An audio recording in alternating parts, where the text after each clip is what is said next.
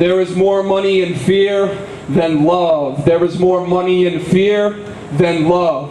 And nobody considers themselves unintelligent, because that would be admitting that there is more intelligence out there and they wouldn't be able to grasp the existence of the knowledge unless they already had it. Chain text. The other day I got one from my brother. See, him and I don't really talk unless we're standing next to each other, and since we've been separated since I was 3, that's not often.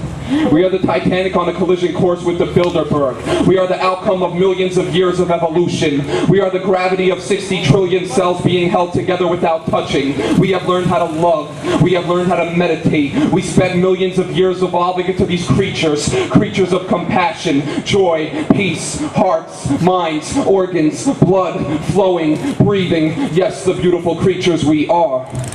Ending with the back of my head pressed against the cracking kitchen window of our trailer park home and his 11-year-old knuckles with 47-year-old scars rubbing against my chin and the collar of my shirt clenched in them, making me sound like a choking idiot threatening to call the cops, or worse, my dad, then choosing the later, been given the ultimatum of knock it off, damn it, or I'm gonna come home and knock your heads together, got it? All because I wanted to watch an afro paint trees. All right, how many of y'all out there was at the Million Man March, October 95 in D.C.? In my poem, I usually say, damn, only 3? Well, I ain't trying to ignore the rest of y'all, but I'm gonna be talking to the folk that was there, but you can listen along. You know, few times in my life have I actually felt the presence of God. But the one time that I did, it was the most perfect feeling I had ever experienced. I mean, the power of light. And I got to witness it firsthand with my son. Because we had just got to DC 4 in the morning and it hadn't just recently begun. In fact, they had been there since the day before, standing around in groups of 100 or more. And man, the police was standing around there in groups of 4 or 5. And they wasn't coming with that hand on the gun jive, you know. But to be truthful, we didn't even know that they were alive.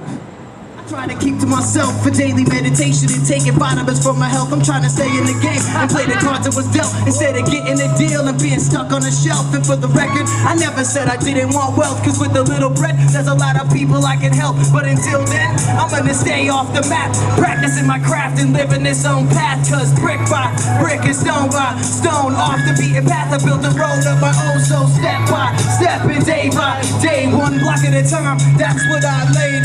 Brick by brick and stone by stone, off the beaten path, I built a place called home. So step by step and day by day, one brick at a time, that's what I laid. Now crib to the booth, from the mic to the stage, it's the mic hog, and ain't a damn thing changed. Never had a taste for rings or flashy things, I've always been happy with just having a brain and blank sheets of paper for me to leave the stains. Big ups to my homeboys bombing on the trains, and the B-boys and B-girls doing their thing. You've heard the chorus twice now, so it's time for you to sing.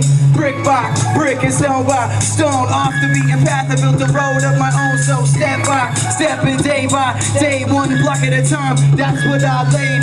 Brick by brick and stone by stone, off the beaten path, I built a place called home. So step by step and day by day, one block at a time, that's what I laid. So I'm moving at a slower pace. When it comes to sexual fantasies, at the top of my list is my desire to do the deed in a voting booth, to get some booty while doing my civic duty, to reach out to another party in a bipartisan fashion and make sure those chads are fully penetrated, then go home and watch the results pour in on MSNBC and smoke a cigarette.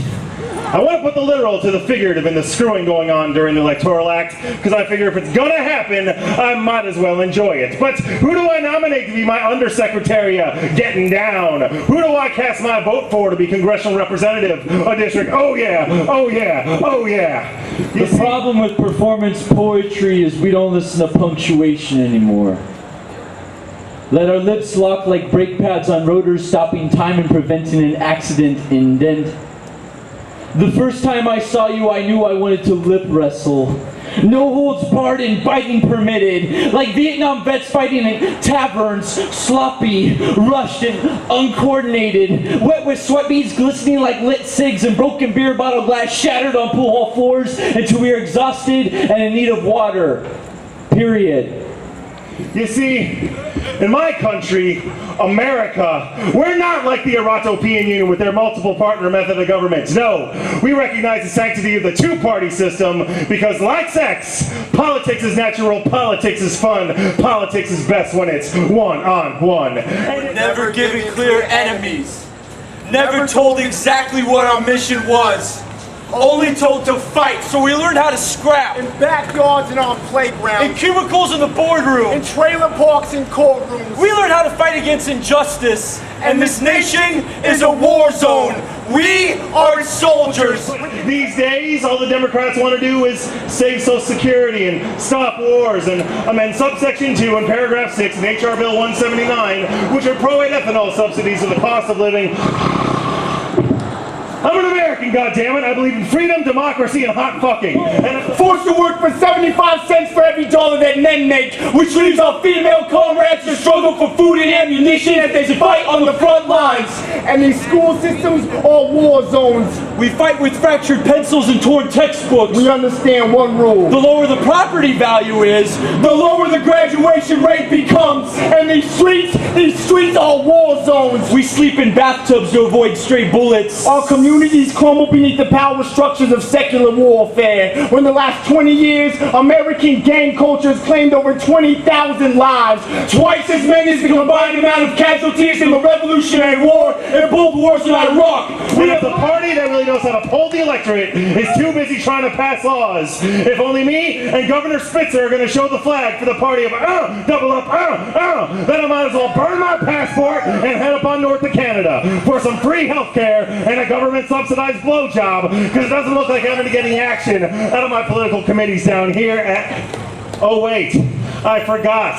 These days, the real kink is in the Republican Party, where even with a wide stance, they can't keep their pants on. If they're not offering to suck your dick for $20 in a Florida bathroom, then they're giving it away for free in Minnesota. We have learned of death Shattered hearts. and evaporating tears. With both shell-shocked hands, we pray for our children's future.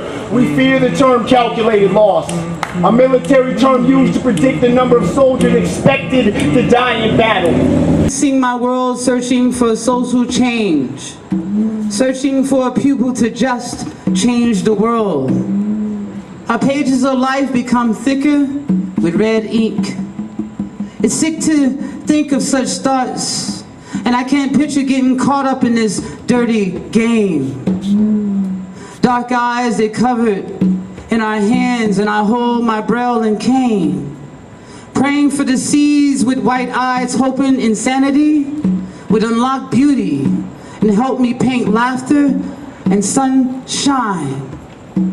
Cover our bodies in warm, clear blue waters, for our souls will be forever free. Free. Free to sing like morning blue jays. Free to sing the song of dawn. Free to sing the song of love. Hold chants like it's our own. And gathering understanding as if it were organic food. I have to ask people how this works. So what is it? 3 poems, 3 minutes each? Do I use a mic? Will the audience like my style? And then I ask the most important question.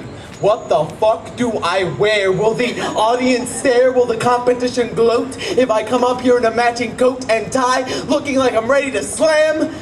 Third quarter losses of a major corporation. You see, for me, poetry was always dead white guys like Robert Frost, E.E. Cummings, and Walt Whitman jutting their hands out of tired and torn textbooks trying to pull me in, but they never did. They never did win for 2 reasons. One, I never quite understood the literary merit of their work, and 2, they were boring, but that doesn't matter because this is my first time slamming. I don't have to use iambic pentameter or rhyme at the end of every sentence as it were some sort of limerick competition, some sort of creative cook-off whose ingredients were nouns and sounds wound around ground regulations and stipulations, because this is my first time slamming. I'm gonna dare to stare proper poetic procedure in the face and tell it to find a new place to weave its rules. This is a duel between me and the traditional literary canon. So I'm gonna light the fuse so bright that it lights the room. Are you ready? 2, 3, 1, boom. Because this is my first time slamming, but for my first time slamming, I've picked up a few tricks. If you want to get your vocal volley spread across the room, make the mic move. Make the mic move to your moments. Make the mic move to your poetic muse like I make it move to mine. But don't regret to remember that this was my first time slamming.